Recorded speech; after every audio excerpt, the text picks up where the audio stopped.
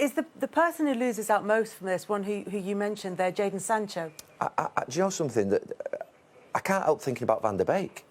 Who's put the name on him? Who's sponsoring that at Manchester United, that 40 million quid that's been spent on that kid who's sat in the stand and not kicked a football now for nearly 18 months? Sancho, if he's not careful, he's going to end up exactly the same.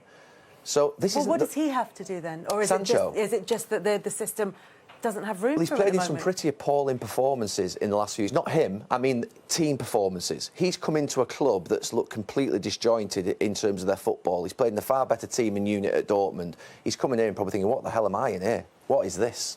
There's no organisation, there's no structure, the defensive work rate is poor. He's actually the only player, when you look at the defensive running stats of Manchester United's front players, that's got anywhere near. I think he's like 5th or 6th out of the top. You know, we looked at the top 4 front players, top 4 clubs' front players. He was in the top 10. So he's actually putting the shift in. But he must be sat on that bench there thinking, what am I doing?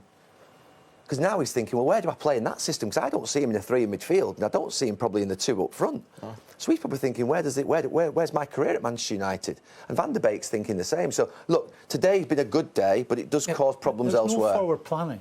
No. With Cavani or Ronaldo. They got Cavani on the very last day of a transfer window a couple of years ago. They've taken Ronaldo in similar circumstances, albeit not on the very last day.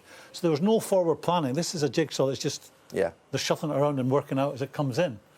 And sometimes it works. You know, I think going back to Jose Mourinho's early days at Chelsea, I think he worked out going with a couple of wing-backs was working for him, with Robin and Duffer. And I think, you know, he might have got lucky, but I come back to it was Tottenham they were playing. We're having a football conversation. Take that team today with that performance against Liverpool last week. They don't get beat 5-0, but they still get beat. So that's how far they have to go. Don't be getting carried away with that today. They have to be a lot better than that if they're going to challenge City and Liverpool going forward. And we'll find out a lot more about where United are this time next week.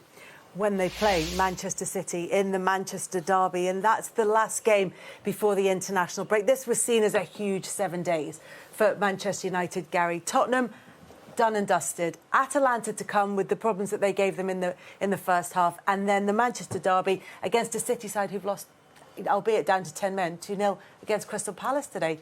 Yeah, and the thing is, he's not going to be able to play that team that played today in all 3 games because he said it was his oldest team, and there's no way Cavani and Ronaldo can play all 3 games this week. So there is going to have to be an element of interchanging, but he's got Rashford, he's got Greenwood, he's got players who can go up there. Lingard, who I think does come into the system and can fit into that 3 midfield or one of the 2 up front really well. But it's how he changes it around. He's got to pick his team for City first. You know, as Roy said, that's the most important game, and then work back to what he needs to do in Atalanta, which is at least get a point. But the City game next Saturday has got alarm bells. That's the one that's the danger game for not just the coach but the players as well. And they've got to prepare for that, but make sure they treat Atalanta with respect, because to be fair, Atalanta battered them the other week with 5-6 players missing, so they can't afford doing in midweek in Atalanta.